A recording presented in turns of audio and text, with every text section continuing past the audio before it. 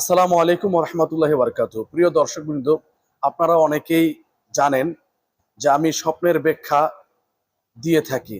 মানুষ যে যে স্বপ্নগুলো দেখে থাকে, যারা প্রশ্ন করে তাদের উত্তর দেওয়ার চেষ্টা করি। আবার অনেকের উত্তর দিতে পারি না, তাই যাদের উত্তর দিচ্ছি না তারা মন খারাপ করবেন না। আবার অনেকেই এমন প্রশ্ন করে থাকে যে প্রশ্নগুলোর উত্তর দিতেও লজ্জা লাগে। তো আপনারাও একটু চিন্তা ভাবনা করবেন যে আমি যে স্বপ্নটির কথা জিজ্ঞাসা করছি সেই স্বপ্নটি ভালো না মন্দ।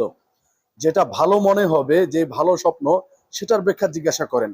মন্দ স্বপ্নের ব্যাখ্যা জিজ্ঞাসা করার প্রয়োজন নেই, আর কাউকে বলবেনও না। ঠিক আছে? তো আপনারা ভালো স্বপ্ন দেখলে জিজ্ঞাসা করবেন। এমনও এমনও প্রশ্ন করে ইসলামী ভাইরা, মানে যা দেখে তাই জিজ্ঞাসা করে। মনে রাখবেন, সব স্বপ্নের ব্যাখ্যা হয় না। স্বপ্ন হচ্ছে তিন প্রকার।